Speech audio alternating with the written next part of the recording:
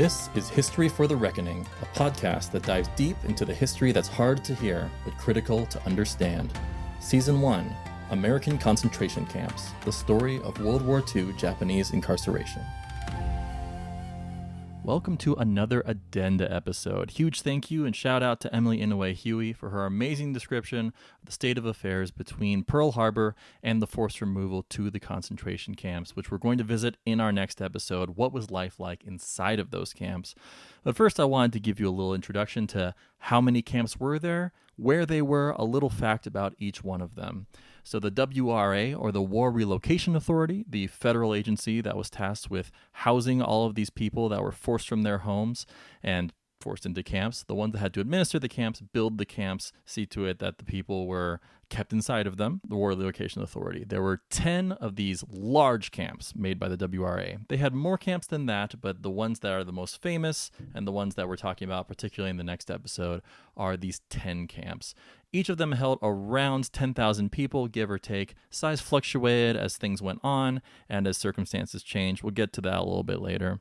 So I'm going to describe each of the camps. Well, I'm going to give you the name of each of the camps, where they are, one fact about each one of them, moving from east to west. Again, there's 10 of them. So we're going to start in Arkansas with Rower. That's where the Takei's were first incarcerated, so you've already heard a little bit about that one. Next one, the second camp is in Arkansas. It's called Jerome. It was the last of these large camps to open and the very first one to close. Fun fact about this one is that, well, I guess both the camps in Arkansas, is that after the drafting and recruitment of Japanese Americans had been done by the U.S. military, they were trained at a base in Mississippi. And at one point, they knew that these young men needed to blow off some steam, and they decided to throw a dance for them. And they invited girls from Jerome and Rower concentration camps to be bussed out to the military base to have a dance with all of these young Japanese American men. So it was a whole big party for young Japanese Americans in just the strangest circumstances, as these young men were about to go off to war, and these women that night would have to return back to their concentration camps. So next camp is Grenada in Colorado. It was the smallest of the camps by population. It peaked at 7,318.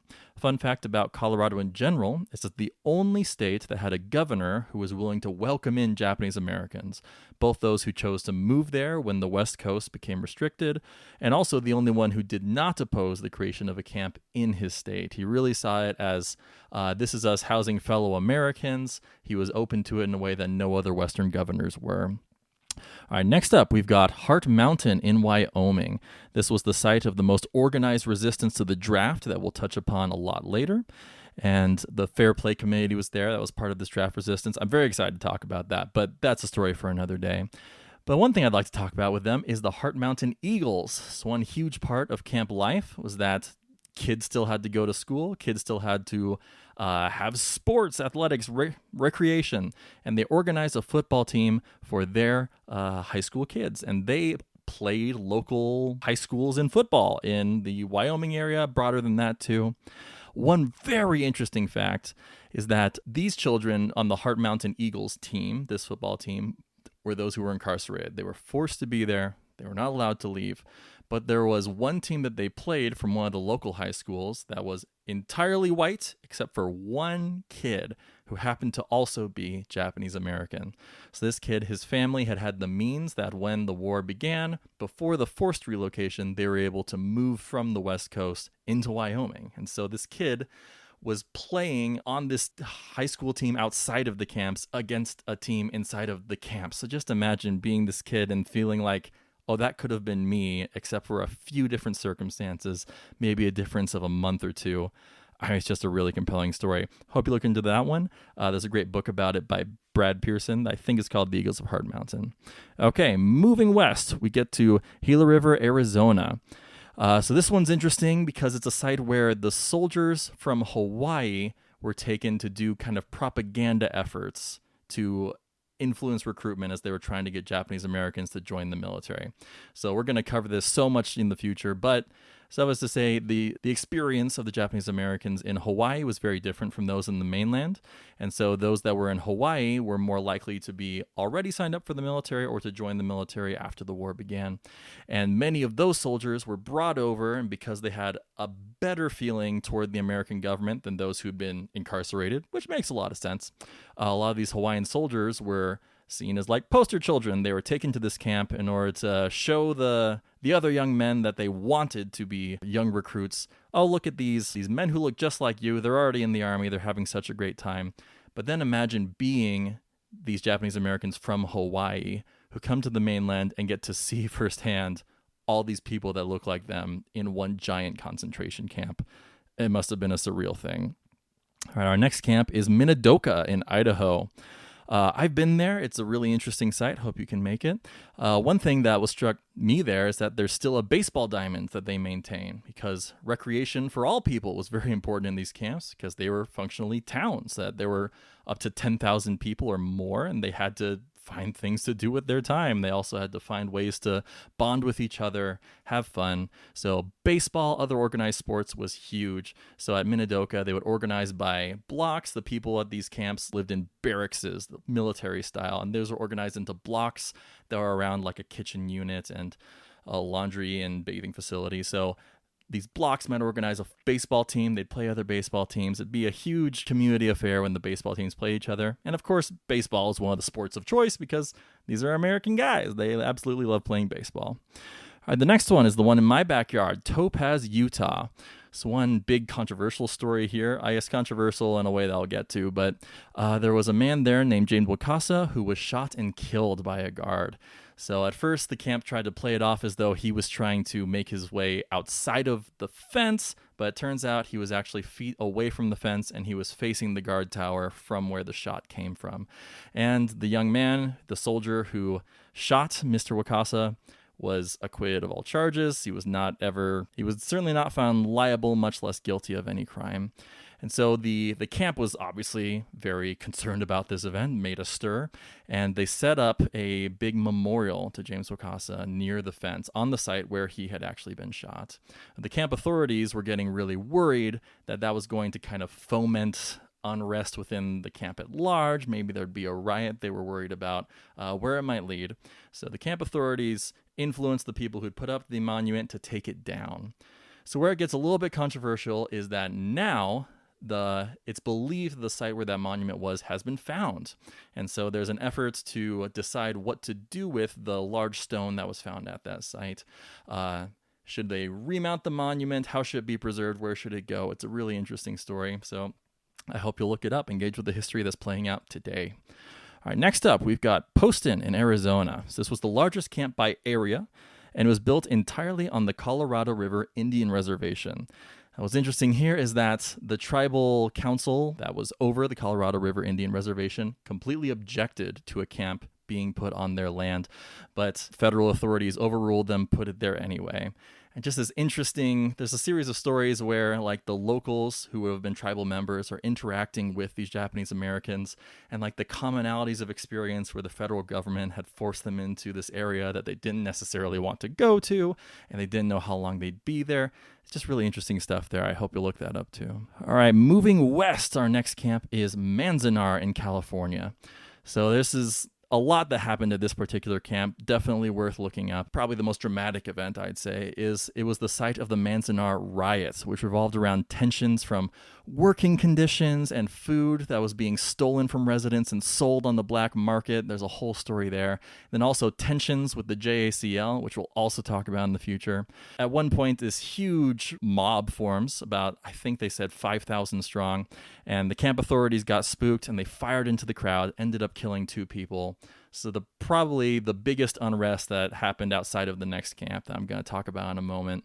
Really scary. It's really worth looking into because there's so much that was at play there, that people were working for sometimes bad working conditions, but especially low-paid working conditions. Preferential jobs were given to those that were serving the needs of the state and of the camp authorities. So there's a lot of tension there. It's just very interesting. The final camp, and the most notorious camp probably, is Tule Lake in California. So this one started out like all the other concentration camps, where it was just a place to concentrate people. There were barbed wires, there were guard towers, people with guns, machine guns pointed in, searchlights, all of that. But it was at the same level as all the other ones. But a little bit into the war, they decided to turn it into a maximum security camp. And they took from all the other camps those that the government deemed to be troublemakers, particularly disloyal, the ones that they thought were going to stir up trouble in the camps. So this became a prison within a prison, and then within Tule Lake there was like a literal maximum security facility, which George Takei touched on in our prologue. Okay, to round out this Addenda episode, I'd like to introduce you to a podcast I've really been enjoying called Past Lives. It's from Patrick Wyman, who's been doing all kinds of history content for a long time. He does such an amazing job. This one focuses in on the daily life of an individual from history. All different stories from history, but through the perspective of a single person's life. So you get to know their entire context of it. You get to know this person. And season 1 that I've been listening to that I've absolutely loved has been the history of slavery. So looking at different countries, different places, different time periods, how they related to slavery, but all through the life of one of these enslaved people. So you really get a sense of how they lived, what it was like, and then the broader context of what everyone around them thought of this horrible practice called slavery. So I'm going to play their trailer now. I hope you enjoy Past Lives. If you lived 100 years ago, who would you have been? What about 1,000 years ago, or 10,000? Well, I can promise you this.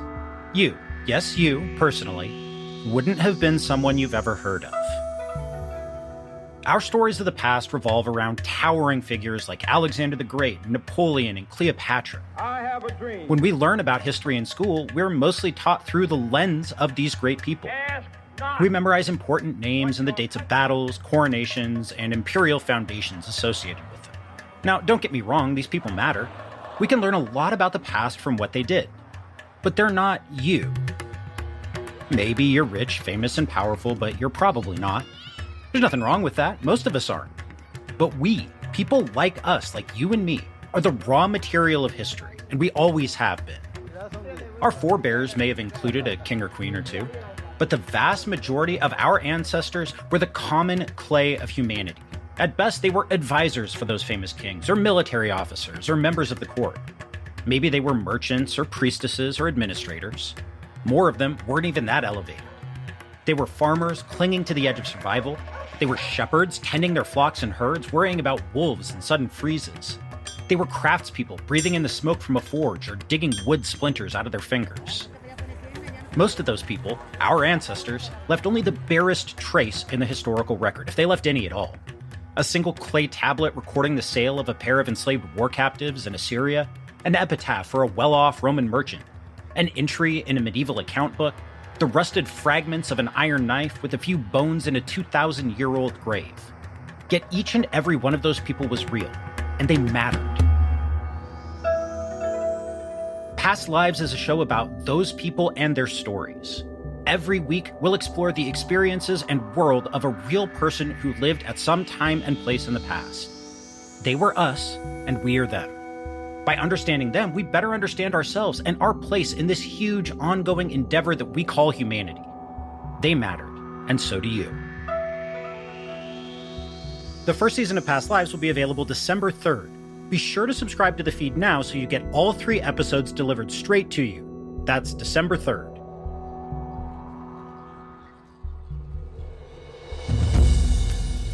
Season 1 of History for the Reckoning is made possible by support from the JACL Mount Olympus chapter, as well as generous financial support from the Takahashi Family Foundation and the JA Community Foundation. The music was produced by Patrick Coffin. If you want to support the show, follow us on Instagram at History for the Reckoning. Sign up for our newsletter at History for the Reckoning on Substack, where you'll also find the show notes for each episode, or support us financially through Patreon at patreon.com/historyforthereckoning.